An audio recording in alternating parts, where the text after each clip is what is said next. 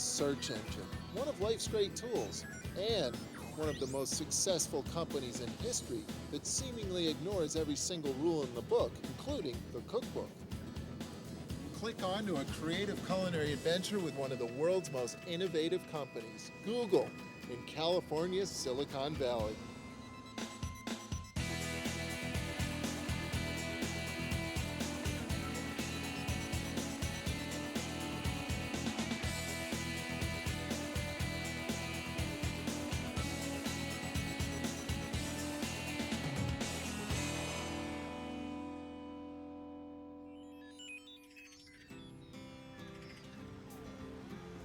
Corporate cafeteria. The phrase strikes fear and loathing in the heart of most any chef. The menus never vary, the tastes never change, and today's daily special usually ends up as tomorrow's soup of the day.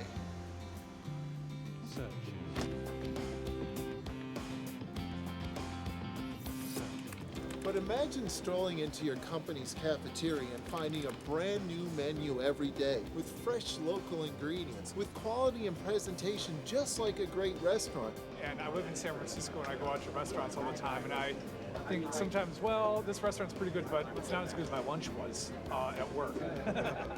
All presented by top-notch chefs, and amazingly, all free.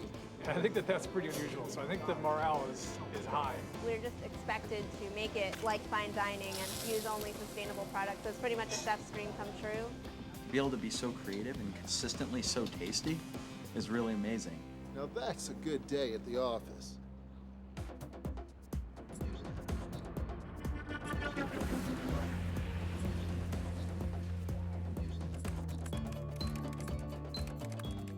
Hey, Michael, welcome to Google. thank you. Good to be here.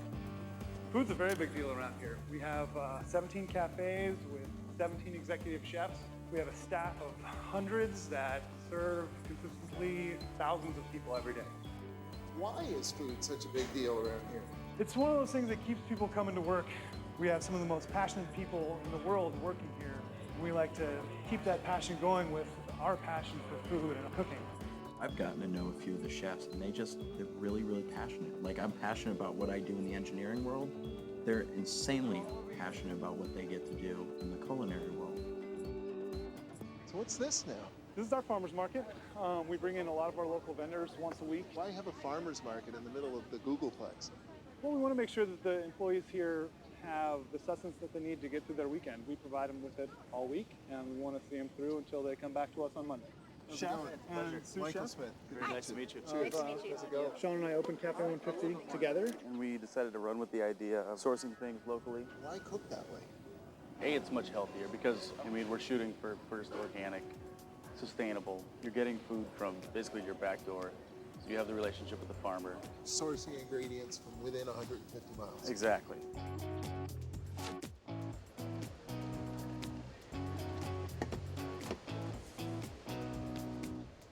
Caesar spinach and roast beef salad. Exactly. A little bit of wild arugula. Wild arugula? I gotta try that. I'd like some pork belly for sure. I'm gonna have to try some of that fish too. Fish is really good. It looks great. Braised chard, slow roast tomato and fennel. Everything I'm eating right now is from within 150 miles. Every single thing on the plate. Thank you. Thank you. Really, everything. Wasabi oil, micro basil, roast beets, pork belly, mustard foam. How can you serve this kind of food in a cafeteria? Basically, we're cooking on the fly every day. And we're cooking on the fly with something in mind, but essentially, the menu is different every single day. Now, you're smack dab in the middle of one of the most creative cultures in the world. How does that affect what you have to do in the kitchen? That's a toughie. People around here, they're in the business of thinking critically. We try and A, excite them, and B, educate them. Keep them moving in a new direction, as well as ourselves. We'll basically go from Chinese to Sardinia the next day to Uzbekistan the next day. It sounds to me like you're using Google quite a bit. Google it up. Naturally, we type it right into Google. I can't wait to see the kitchen after we clean our plates up. I think it's a chef thing, but for me, the best way to check out a kitchen is always to look at the walk-in. We jam a lot of product in here. We pretty much move through all of it in a day. We've got some masa made locally. Masa? Yeah, masa harina. It's a dough? It's a sort of a flour of sorts? Yeah, it's essentially corn flour you know, bound with some sort of liquid, typically fat. It's bacon fat. I love a kitchen with this much bacon fat standing by. There's some flavor right Well, there. that's nothing. You're just getting started. Piles of house-made goods that we pretty much spent 2 months canning stuff in the middle of the summer. What's this? That's tofu. We have a lot of vegetarians on site. Not only do we provide them with the food in the cafes, we provide them with a bunch of food just kind of at the ready in these little things we call micro kitchens, basically. Sure. Everything's from within 150 miles, but at the same time, your menu is bouncing all over the world. You've got influences from everywhere. It's a hell of a way to cook. Thanks. It's quite a creative challenge. A brand new menu every single day using only ingredients from within 150 miles of the kitchen. So how do they do it? With pure creative collaboration, brainstorming. Swordfish. Swordfish, oh, beautiful. With that, with enough of the greens we have, we can do a nice medley of bitter green. Right now, this is the apple season in California, peak apple season. So we have some Jonah Golds, Fuji's. What if you keep the apples raw, cut them in, like matchsticks or something, or shred them or whatever, and exactly. do like a ginger vinaigrette? Beautiful. Where's the BFF, dude? BFF. What's the BFF? Bacon Bacon fat forever. It's all about the bacon fat around here. Huh? Bacon is the most beautiful thing ever. So what are we doing with the sausage? Are we just doing straight up? We could just grill the sausages, Just grill them. do the simple cabbage underneath. Braid the cabbage for a little while. Yeah. Oh, That'd be so yeah. That sounds great. So you sort of have to be ready to change this on the fly tomorrow. I have a selected number of farms where I can get the product. And if something happens to that farm and we're out, we're not getting the product. And you're still serving lunch. And we're still serving lunch. We serve lunch no matter what. You guys brainstormed together really well. It's kind of cool to sit in the middle of this. Thank you. Thank you. Thank Thanks you. for joining us. Yeah. Hey, I just want to cook.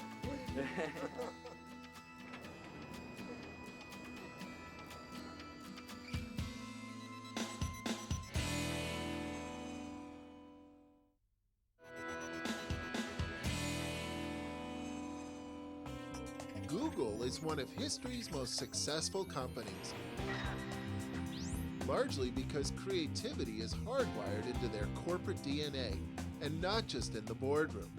In their cafeteria kitchen, not only is a new menu created every single day, but incredibly, the chefs have decided that all their ingredients must be sourced from within 150 miles. You know, we basically sat down and said, what can we do? How can we make this work? So we grabbed the map, we drew a couple circles on it, starting at 50 miles, 100 miles, 150 miles, and 200 miles.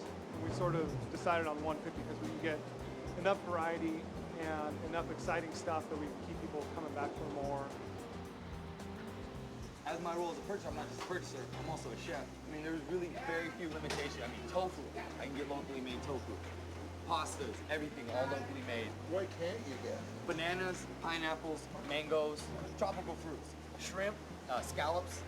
You can get them out of California, just not within 150 miles. 5 mornings a week, Google foragers roll on out across the 150-mile radius searching for local ingredients. Kent Foreman is a key member of the kitchen team. So what's your role in all of this? How do you fit into the Google food chain? Yeah, I was working on a farm in Mendocino County, and I was working with a weed whacker, and the weed whacker threw some rocks up, and I got knocked alongside the head. I looked over at the farmer I was working with, and I said, you know what, why don't we figure out a way to start bringing food directly from the farm to restaurants? Now I'm very proud to be helping, more than 100 small family farmers in the California area. Really, farmers deserve that. They're feeding our society. Kent's the kind of guy where, say if I need a product that I can't find anywhere else, I give Kent a call and say, Kent, while you're driving down to San Luis Obispo and you're passing all these farms, can you find me this? Where are we actually heading right now? We're heading to Happy Boy Farms in Watsonville, a small family farm.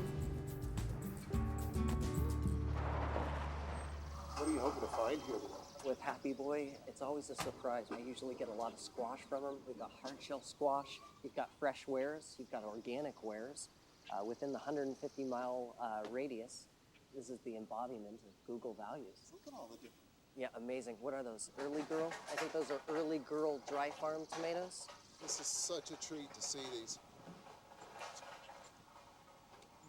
To see, how about to taste? That's great. This thing is great. This is breakfast. Oh, these are good. You know what's excellent about these is that they don't water them. You know, you look at the climate around, you see the fog coming in, they let the fog do the work for them, and it really saves the money, you know, saves the well water. Yeah, this is great. So when you're dealing with Google on something like this, will they call you and specifically ask for this type of tomato? They really provide a standard of what they're looking for, but if I see a product that would highlight their dish or would complement their dish, I take it upon myself to bring in that item. So 8 or 9 things, we're looking at like 40-pound boxes. Yeah. Perfecto. Yeah, por favor. Okay, so like 3 boxes of lettuces of like mixed baby greens or something? 4, una docena de rapini. Okay. Yeah, usualmente hay 25 bonches. Deal. Okay. I'll comprise a list and then I'll call you back shortly then. All right, dude. Peace. Hay fingerlings disponible? Hay hard shell squash disponible? You know, la calabaza. Kent's actually placing Google's order right now, and it's actually a pretty amazing order because all they did was ask for about 400 pounds or so of vegetables, the best of whatever you have. Usan muchas, pero ¿tienen leeks también? ¿Viste usted lavando los leeks? Ah, las bonitas, gracias. Los colores, mira. These are nice and big. Look how big this is. Feel that. Beautiful radicchio. It's durable, it's strong, it's got a good strong head. Just picked. They're still Nice and sweet. crisp. Yet they've got that snap to them. It's a very happy green bean. Oh my gosh. I love my job. You're having a good time, aren't you? Every day to be doing this, I feel empowered doing this. I get to help out both sides of the food equation. Right from the countryside, wild pig just comes out of nowhere trying to eat all the organic vegetables. Like, oh, he does have good taste.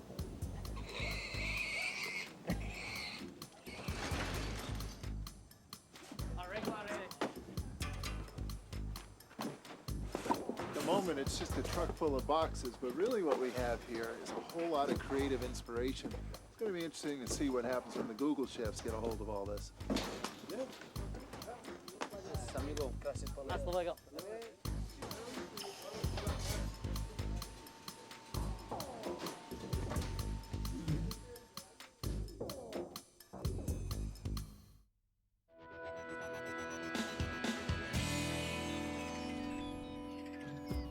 At Google World Headquarters, anything goes, even for the chefs. Every day they create a brand new menu from scratch with only ingredients sourced from within 150 miles of their kitchen by one of their professional foragers like Kent Foreman. Still within the 150-mile range. Check these out.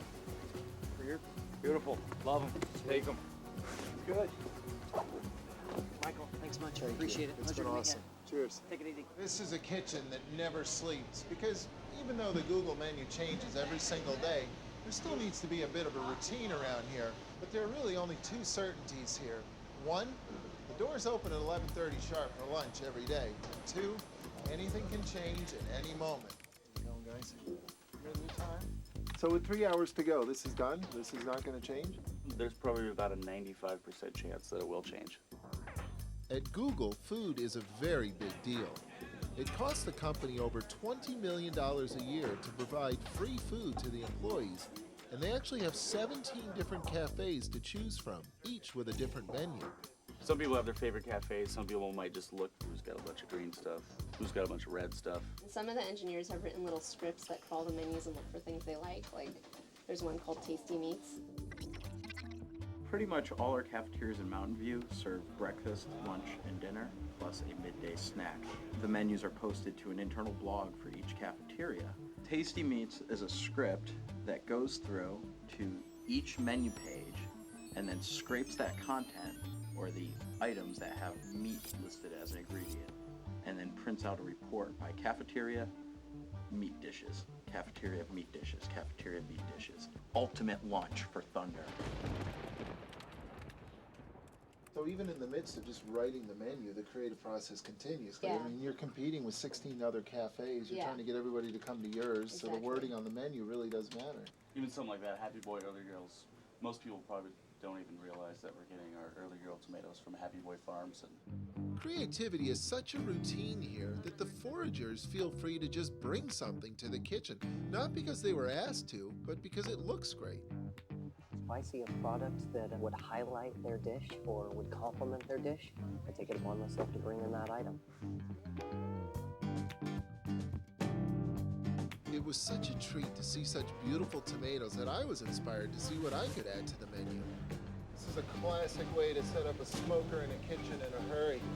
Basically, you've got one pan on the bottom, put wood chips directly on the pan, you put the pan directly on the heat, next thing you know, you have smoke. If you try to do this with a bland supermarket tomato, it just doesn't work because the tomato doesn't have enough flavor to stand up to the flavor of the smoke. You gotta have a tomato with flavor. It won't take long here. There's lots of smoke coming out now. Actually, the key is to lower the smoke. You don't want the smoke to be too fast. You want slow smoke. 20 minutes or so, smoked tomatoes.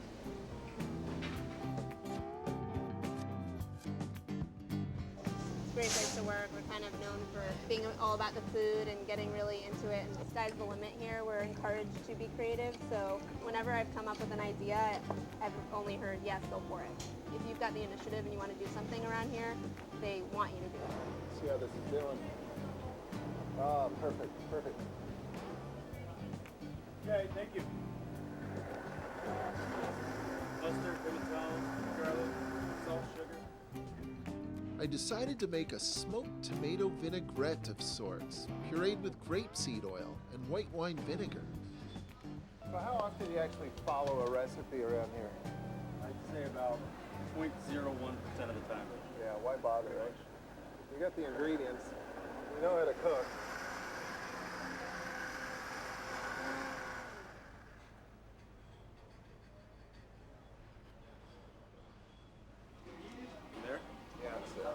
Actually, it's amazing how well a tomato will take a smoke. It's not the first thing you think of when it comes to smoke, but it works. It totally works. At the last minute, the cauliflower goat's cheese bisque didn't make the cut. It just didn't taste that good. No worries. There were more than enough tomatoes to make another soup. There's always that one little issue that you have where something didn't turn out right, so you had to change that and make it work. There's always those little tweaks that we have. If it doesn't work, you only have a half hour. You don't restart it. You fix what was broken. You can accommodate change at any minute. The revised lunch menu is posted on Google's internal website for all the employees to see and to decide where to eat. You're almost always in the weeds.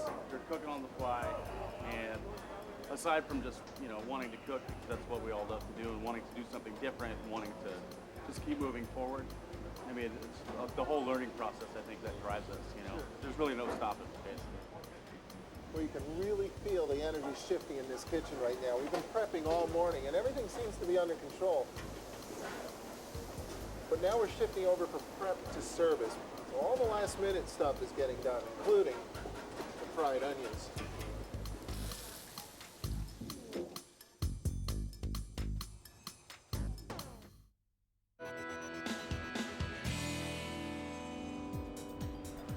At Google World Headquarters, it's almost the most important time of the day, lunchtime. We've gathered amazing ingredients from within 150 miles of the kitchen and dreamed up a brand new menu to show them off. The chefs are ready. When everything's all set, it's like the calm before the storm, Because we basically create things that are about to be destroyed. We are open!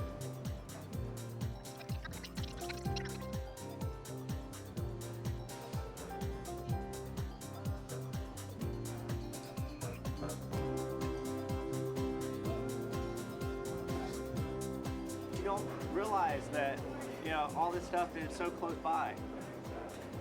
It's amazing, like the variety that you can have here with it being so local. Thank you. What do you think of all this free food? Can't complain. The price is right. That's right. I got smoked tomato vinaigrette for you. And to top it off, crispy onions.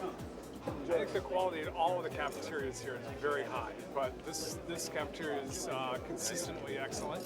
Some of the people in our group like to eat vegetarian, and there's great vegetarian food here. Hey, how you doing today? Chefs feel like they're part of the company, so I hope that it makes them feel motivated just like we are. This is awesome. I mean, you can't be. These guys are the best cafe on campus, hands down. The food has so much flavor, and it's just awesome that they support the local growers. That's the best part. There's something about giving it away. I can't really explain it. I mean, Most places you strive all day to make money for someone else. Here we're striving all day to make people happy. The only thing that's left here is for us to eat this stuff, hey? What do you think? You hungry? Always. I'm ready. Let's do it. It's a chaotic, insane mess until 11:30. 11:30 hits, Game face. game face. They never know what's going on. We started with this menu, just sort of nebulous ideas, and the evolution of it, the way everything sort of changed. Like, I mean, even that tomato salad, at first it was just sort of a bunch of chunky things all chopped together, and look at it now. It's kind of cool. The chefs aren't there just producing meals so that we eat and stay at work and then that's it. They have a lot of fun. I have a good time doing my job, and I go to lunch and I see these chefs just so happy, working with great ingredients, just being able to produce amazing meals. For me, it's really cool.